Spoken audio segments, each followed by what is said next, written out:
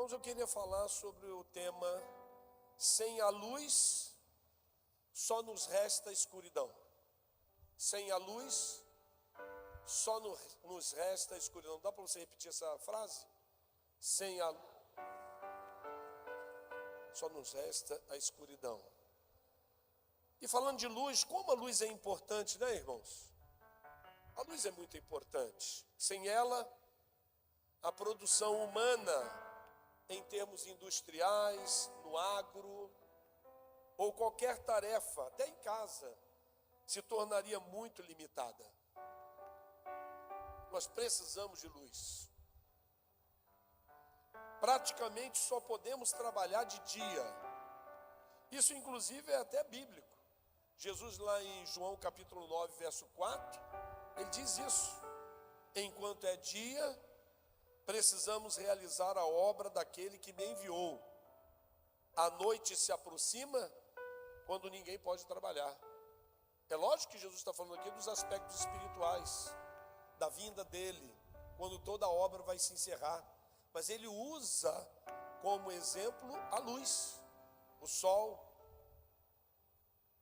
Então o mundo começou a descobrir a eletricidade, né, com um físico, né, com um homem muito famoso, que é Tales de Mileto.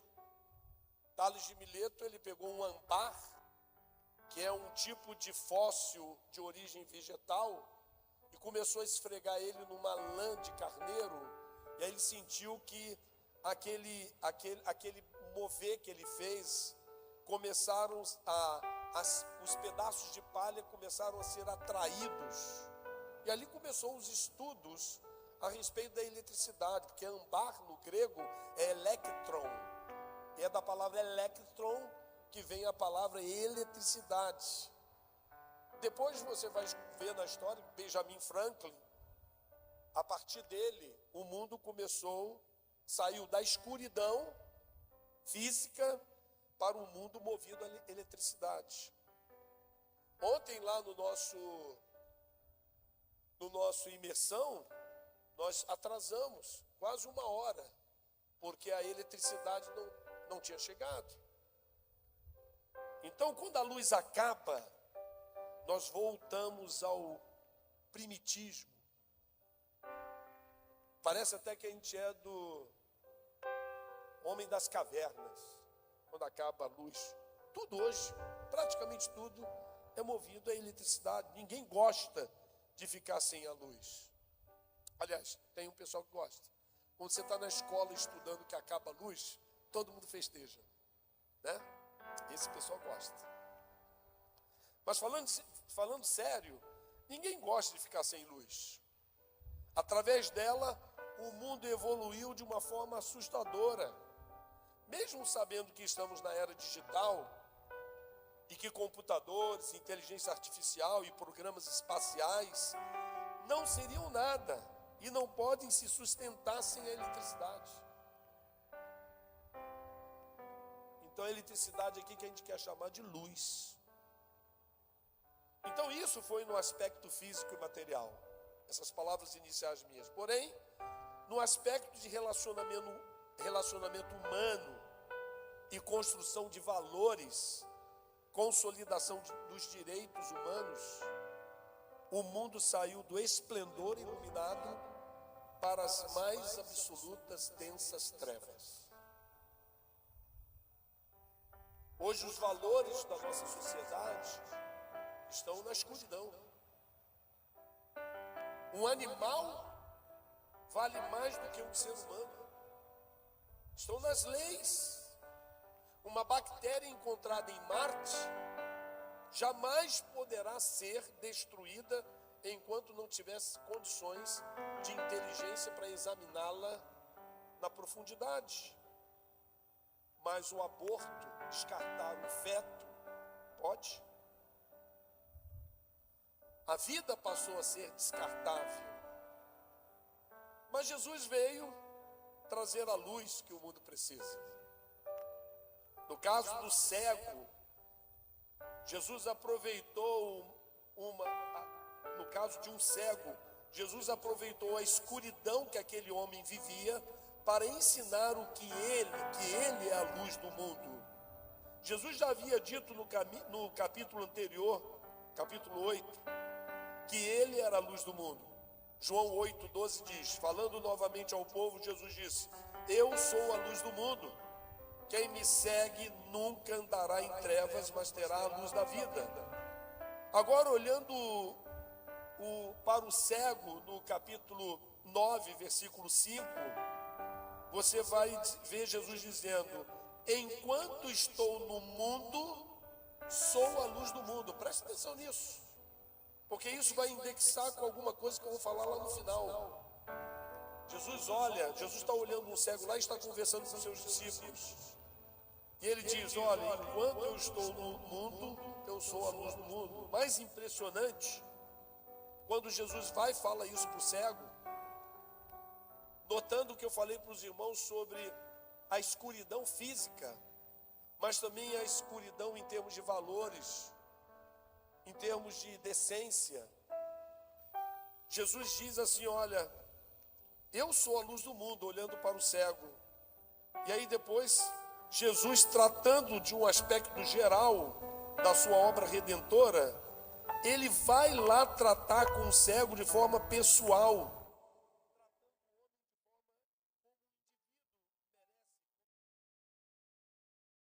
Ele fez lá no caminho de Emaús, lembra do caminho de Emaús? Ele estava morto, mas haviam dois homens caminhando na escuridão para a cidade de Emaús. E lá Jesus se apresentou, os homens não o identificaram como Jesus ressuscitado. Mas Jesus vai e começa a conversar com eles. E a mente deles começou a clarear. Eles começaram a entender, eles começaram a ficar impressionados com as palavras de Jesus. As palavras de Jesus eram gostosas, traziam conforto. E quando ele entra na casa daqueles irmãos e acende a lamparina, a luz, eles reconhecem que é Jesus. E de repente Jesus desaparece.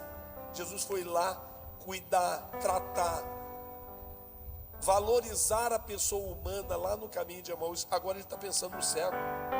Ele se dirige ao cego de nascença e usa um aspecto da escuridão humana para mostrar o seu amor para aquele cego. Se você vê em João capítulo 9, verso 6, diz assim, depois dele ter dito que ele enquanto está no mundo, é a luz do mundo. Tendo dito isto, cuspiu no chão, misturou a terra com saliva e aplicou aos olhos daquele homem. Uau! Esse cuspir no chão era algo da escuridão da humanidade. Os judeus, quando alguém nascia aleijado, cego, uma forma dele dizer, porque aí então eles consideravam que aquele homem era amaldiçoado por Deus. Então toda pessoa que passava perto de um aleijado ou de um cego, eles cuspiam no chão, como uma forma de rejeitar, como uma forma de dizer: você é um maldito de Deus. Olha, Jesus ele usa alguma coisa da escuridão da humanidade, dessa escuridão de valores e de princípios. Ele vai na direção daquele homem e ele faz a mesma coisa que todo mundo faz. Ele cospe no chão, só que Jesus se abaixa, pega aquele cuspe molhado, e ele vai e unta os olhos daquele homem, diz: vai se lavar, e vai se mostrar ao sacerdote, e aquele homem volta a enxergar. Jesus é a luz do mundo. Esta frase, ela tem um significado poderosíssimo, e nós a consideramos como algo tão simples, tão normal. Ah, Jesus é a luz do mundo. Jesus é a luz do mundo. Não. O fato de Jesus ser a luz do mundo isso está ligado ao mundo material e ao mundo espiritual. Um fenômeno absurdamente maravilhoso nos chama a atenção para o que Deus quer nos dizer sobre a escuridão espiritual e a iluminação da graça de Deus sobre nós. E se você prestar atenção, você vai compreender. Porque quando você não está na luz de Cristo, você está sobre o poder das trevas. Mas veja que coisa maravilhosa. Você abre Mateus, capítulo 27, o verso 45. Abra aí.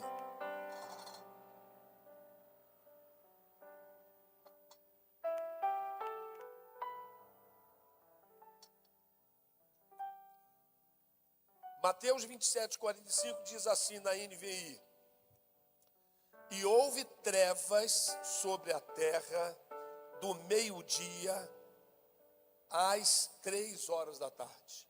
3 horas de trevas. Durante as 3 horas em que Jesus estava morrendo, toda a terra ficou em escuridão. E olha, nós cremos isso pela fé.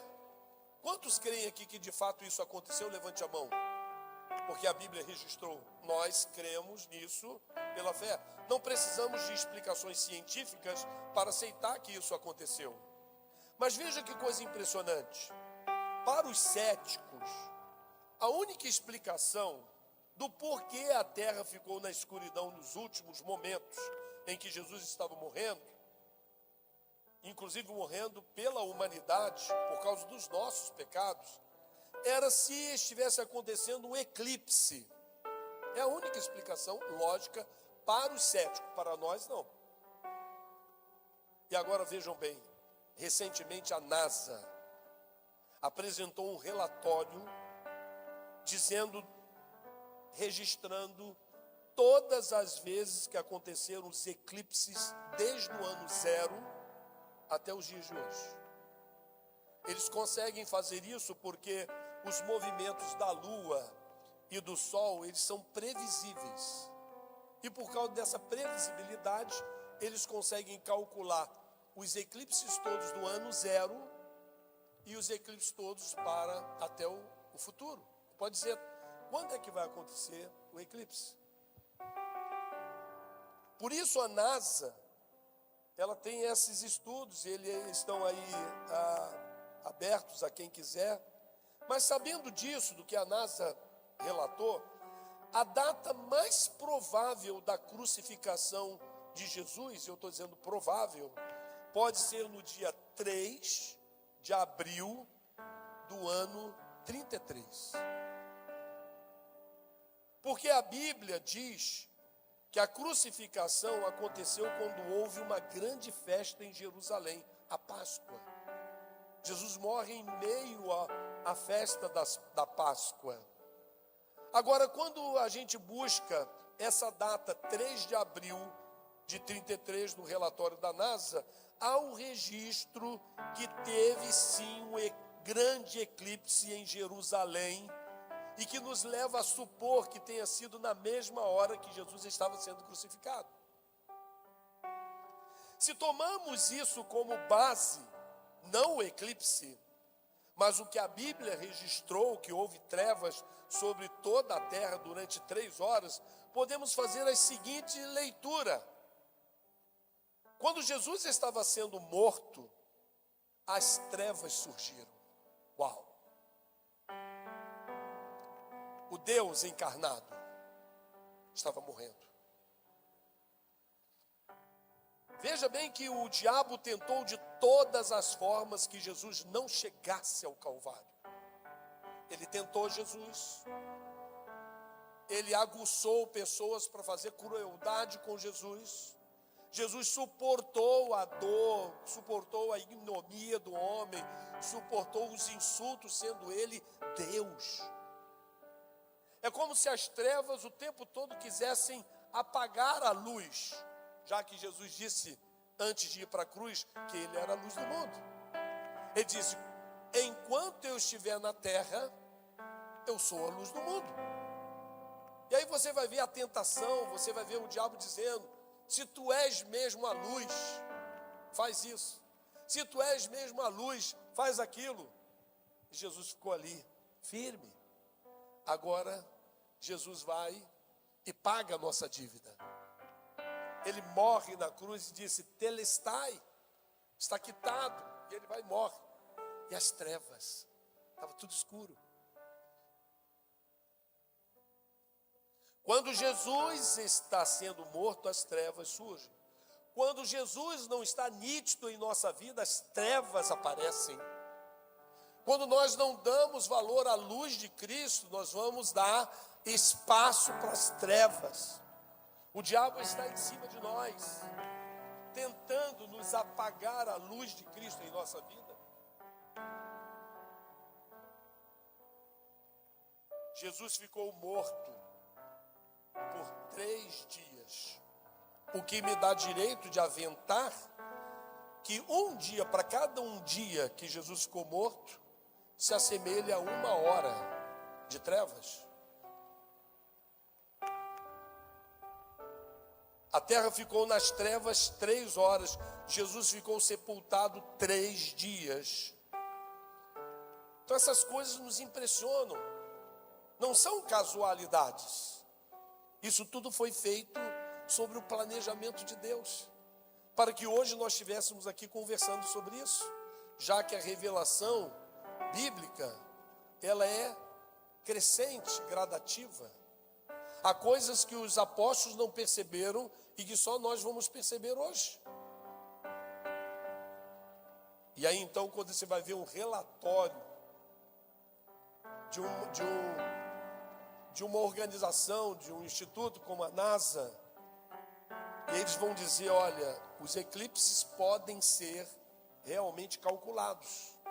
E o eclipse de Jerusalém, naquela época só teve um, foi no dia 3 de abril do ano 33. Agora Jesus, morto, as trevas surgem, mas que bom, no 3º dia a luz se levanta. O nosso Salvador sai do túmulo, e ele vira, e ele nos dá essa alegria, de dizer, olha, eu deixei isso tudo acontecer, eu fiz isso tudo dessa maneira para que vocês prestem atenção. Sem mim, as trevas tomam conta. Sem mim, as trevas vão dominar o mundo. Hoje as pessoas que estão sem Cristo e sem Salvador estão nas trevas, irmãos. Você entende isso? Jesus disse assim, aquele que não é por mim, quem comigo? Pois é. Quem comigo não ajunta, espalha. Quem não é por mim, é contra mim. Então, nós precisamos olhar essa revelação bíblica e olhar para quem está nas trevas. Nós temos a luz. E é interessante, porque quando Jesus nos dá o selo do Espírito Santo, que é a presença dele em nós, ele nos dá sem a mínima condição que nós o percamos. Ele diz lá em Efésios 1,13, ouvindo a palavra da verdade, que é o evangelho da vossa salvação, e tendo nele crido, fostes selados. Presta atenção na palavra selado no grego. A palavra selado no grego tem o mesmo sentido da palavra selado no português, quando você se refere à questão do correio, de você colocar uma correspondência no correio e chegar lá. Aquele selo é inviolável. Ele só pode ser violado quando chega no destino. Jesus nos deu esse selo em nós. Só que ele sabe quem é verdadeiramente tem esse selo dele. Isso não tem nada a ver com membro da igreja. Eu sou membro da igreja, eu tenho a certeza da salvação. Não. Só quem pode te dar a certeza da salvação é Deus. Ele que te selou. E quando ele sela a pessoa, é para sempre. Vai chegar na glória. Mas e os outros que estão do nosso em volta de nós? Nossos parentes estão todos nas trevas. É como se a treva tivesse dominado o mundo e eles não têm esperança alguma. Eles não têm como encontrar o caminho, porque o caminho só pode ser encontrado com luz. Não há condição de você acertar o caminho sem luz. Quem dirige automóvel aqui? Levante a mão. Quem dirige? Quando você está na estrada, você apaga as luzes do farol, o que acontece? Dá um pavor, a não ser que seja lua cheia, lua brilhando, aí vai iluminar um pouquinho ali, mas se tiver nuvens, você não enxerga nada, você vai errar o caminho, você vai quebrar a cara, você vai ter um acidente, você vai morrer. É assim que estão todos aqueles que ainda não receberam a Jesus como Salvador. Mas nós temos a luz. E eu quero concluir essa palavra dizendo que, sabendo disso, sabendo de tudo isso, Jesus ele fala o seguinte lá em Mateus capítulo 5, verso 16: assim brilhe a luz de vocês diante dos homens, para que vejam as suas boas obras e glorifiquem ao Pai de vocês que está nos céus. A luz de Cristo está em você, meu irmão, mas ela não é só para você, ela é para os outros. A luz de Cristo é a explicação do porquê ainda estamos aqui na terra. Nós só estamos aqui na terra porque nós temos a obrigação de brilhar a luz de Cristo nas outras pessoas, mostrando para elas: olha, o caminho é aqui, ó, Jesus, a luz do mundo. Eu estava vendo, Ingrid, você lendo aquele texto, eu estava: pai, como é que o Senhor é maravilhoso. Porque aquele texto que você leu está mostrando isso. Olha a escuridão de João. João estava em trevas naquele momento, por isso que ele estava chorando. Não havia ninguém que podia abrir o selo. E aí o ancião diz: não chore. Eis lá aquele, ó, o leão da tribo de Judá, a raiz de Davi. Ele venceu. E aí João olha e vê um cordeiro que parecia... Ué, mas não era o leão da tribo de Judá? É porque o leão é o cordeiro. O leão é o cordeiro crucificado que morreu. Quem é o cordeiro crucificado que morreu? Jesus. Jesus morreu e ressuscitou. Ele ressuscitado ainda continua com as marcas. É uma coisa poderosa isso, irmãos. O entendimento que se tem é que quando nós chegarmos na eternidade, o corpo de Jesus não foi restaurado. Nós olharemos para ele e veremos a marca do amor dele por nós. Isso vai trazer não tristeza, não lágrimas, não lamento, puxa vida, por que eu fui fazer isso com Jesus? Não, vai trazer grande alegria. E isso é que João sentiu, uma grande alegria. Ele olhou e viu o cordeiro. Ele podia olhar e ficar decepcionado, ele poderia ter falado: mas cadê o leão? Cadê o leão? Não, ele sabia que o leão era o cordeiro. Aliás, a palavra leão já ensinei aqui. Todas as 4 letras da palavra do leão em hebraico tem um sentido. E a primeira diz que é liderança, a primeira diz força, a segunda liderança, a terceira, que é o Yud, é furo, e o rei é mão. E aí você pega mão, furo, liderança e força, você chega à conclusão de que aquele que tem a força e a liderança é aquele que tem a mão furada. Você vai chegar no céu e vai encontrar um leão, que é o cordeiro, e que nenhuma dessas figuras se confundem. Na verdade, quando nós chegarmos no céu, nós vamos estar na luz eterna, que nunca mais se apagará. Nós nunca vamos ver escuridão. Agora, irmãos, as pessoas que nós amamos, elas serão lançadas nas trevas, onde Satanás também será lançado. E há uma coisa interessante aí nesse texto do lançamento de Satanás nas trevas. Diz que lá já foi lançado a besta e o anticristo, e agora estava sendo lançado Satanás. A gente sempre tem a impressão, escuta isso, a gente sempre tem a impressão de quem vai nos atormentar no inferno é o diabo, mas não é isso. A Bíblia diz que o diabo será atormentado. Se é ele que atormenta, quem é que vai atormentar o diabo? A Bíblia diz que ele vai ser atormentado eternamente. Sabe por quê? Porque o maior tormento que existe na vida de uma pessoa, ele está longe de Deus. Ele está longe da luz. Ele está longe da paz. que excede todo entendimento. Então nós temos a luz de Cristo. Vamos brilhar. Aqui há um imperativo. Assim brilhe. Essa palavra brilhe está no imperativo. Brilhe. Aqui não está se você puder. Aqui não está se você tiver tempo. Aqui não está nada disso. Aqui está dizendo assim brilhe a luz de vocês. Como eu posso brilhar a luz de Cristo? Deixando Cristo viver em mim. Sabe qual é a dificuldade que a gente tem? É os nossos pecados. Sempre a gente vai esbarrar em 1 João capítulo 1, verso 8 e 10. Sempre. Se dissermos que não temos pecado, enganamos a nós mesmos, e na verdade não está em nós. Se dissermos que não temos cometido pecado, fazemos de Deus mentiroso. Esses textos são terríveis. E são terríveis e abençoadores. Porque o que nós precisamos enquanto nós estamos na carne é de juízo. Nós não precisamos de ficar sendo adulados. Nós precisamos ser confrontados. E sempre nós vamos esbarrar nos nossos pecados. A gente vai chegar e vai falar, puxa vida, como é que eu posso ser salvo se eu menti ontem?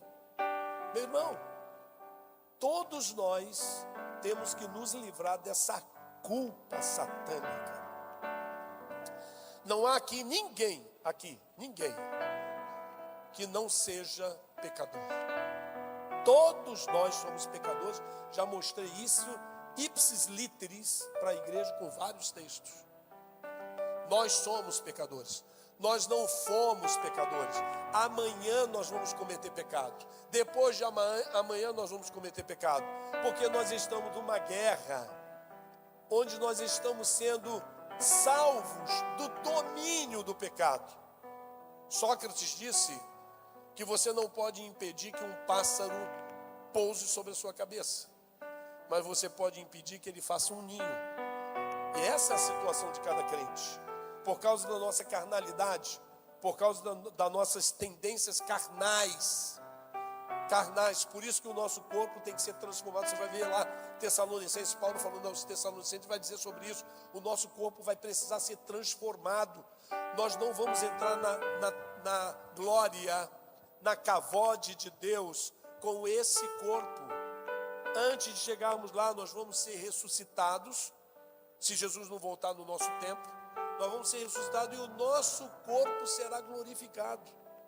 Esse negócio do corpo glorificado é esquisito demais, porque ele é contra toda a lógica. Jesus, por exemplo, ele vai lá no primeiro domingo, depois que ele ressuscitou, ele vai e transpassa as paredes ou as portas. Não sei por onde ele entrou. Eu sei que ele não bateu na porta. Eu sei que ele não forçou a maçaneta. Ele simplesmente transpassou a porta e foi. Então os discípulos, qual foi a primeira impressão que os discípulos tiveram? Que era uma visão. Mas você vai ver tanto no registro do primeiro encontro como no registro do segundo encontro, Jesus perguntando assim: tende aí alguma coisa para comer?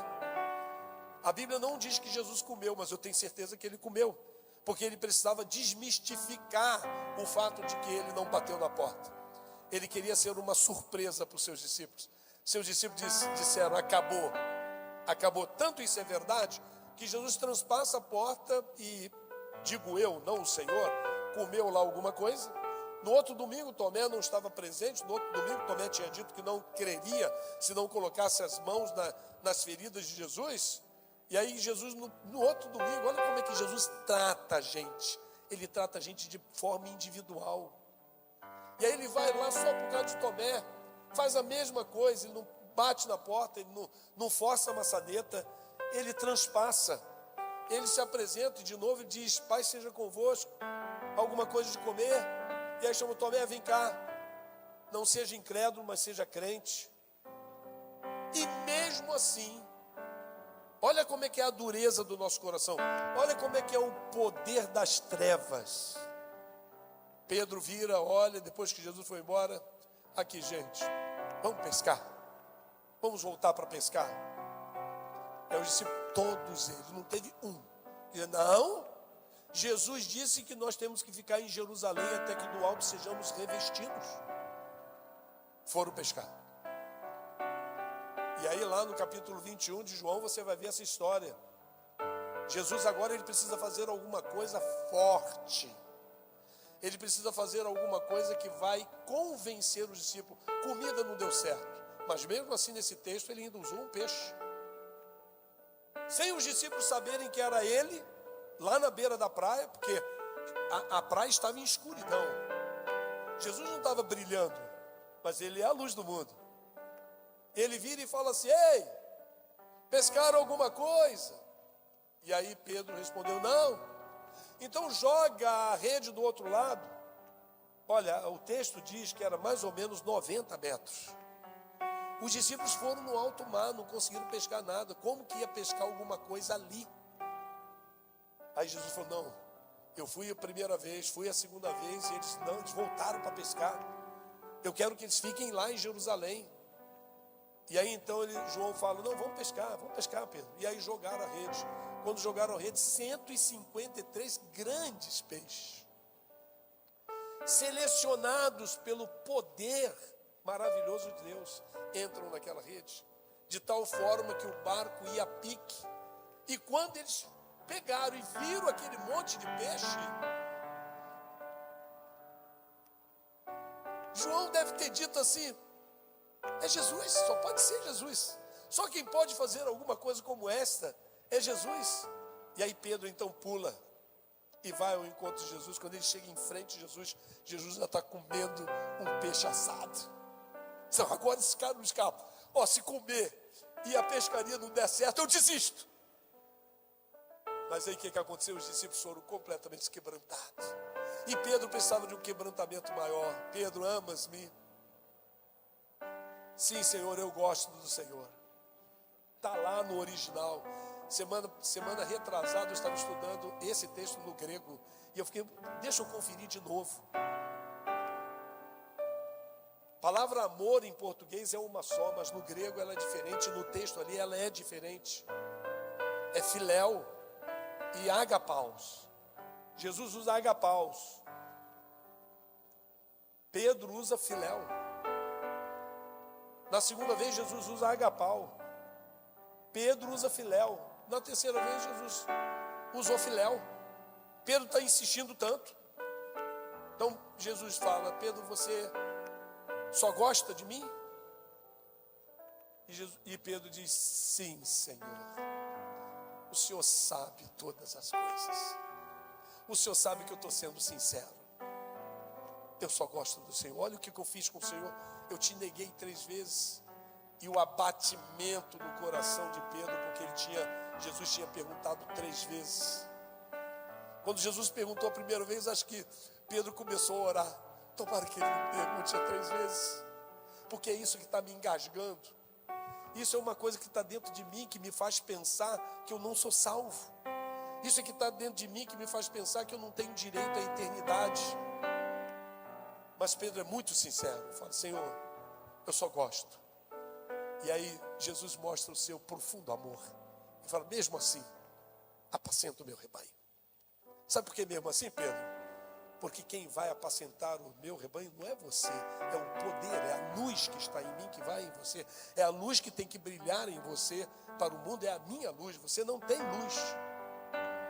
Eu gosto muito de pensar na lua e na terra. Sexta-feira, minha filha estava entrando no carro, eu falei assim, ela foi entrar, eu falei: volta, sai do carro. Por quê, pai? Sai do carro. Ela saiu, olha para o céu. Ela olhou: não, olha para cá. Aí tinha uma lua bonita. Dava para ver todo o contorno da lua. E aí quando a gente pensa nisso assim, a gente até tem a impressão às vezes que a lua tem luz própria. Ela não tem luz própria. A luz que brilha na lua é o sol. Jesus é o sol e nós somos a lua. A luz de Cristo tem que bater em nós e fazer os corações apaixonados ficarem mais apaixonados. Marquinhos? Desculpa, não devia fazer essa citação. Fazer a gente, nossos corações mais apaixonados. Não é por causa da lua, é por causa de Jesus. E quando a gente é hipócrita, a gente fica querendo mostrar a nossa perfeição, a nossa justiça, isso tudo decepciona muito, isso tudo traz confusão, traz trevas. Nós temos que aprender que Jesus é a luz do mundo. A NASA já diz isso. Falta só você dizer, né? Realmente, aquele eclipse, Deus é que colocou. Não era o diabo que fez a coisa acontecer, não. Foi Deus, não, eu quero que o meu povo saiba que eu sou todo-poderoso. El Shaddai em hebraico, sempre ensina isso para a igreja. Você vai lá na origem da língua semítica e você vai ver lá, o El Shaddai significa o Senhor da montanha. E eu acho essa expressão interessante porque liga Jesus como o leão da tribo de Judá. E o leão, ele é considerado o Senhor da montanha, o Senhor da floresta, o dono da floresta. Então, irmãos, que Deus abençoe. Que essa palavra perdure e fique no seu coração para todo sempre. Não tenha medo das trevas. As trevas não são alguns pecados que você vai cometer, porque o Espírito que está dentro de você vai fazer você se arrepender e pedir perdão sobre ele. Os pecados que poderiam levar você para o inferno é a incredulidade. E você já venceu essa incredulidade por causa de Jesus. Jesus morreu na cruz, eu creio. E aí então você foi selado com o Espírito Santo. Amém, irmão? Você tem o selo do Espírito Santo? Então dê uma salva de palmas por isso. Glória a Deus.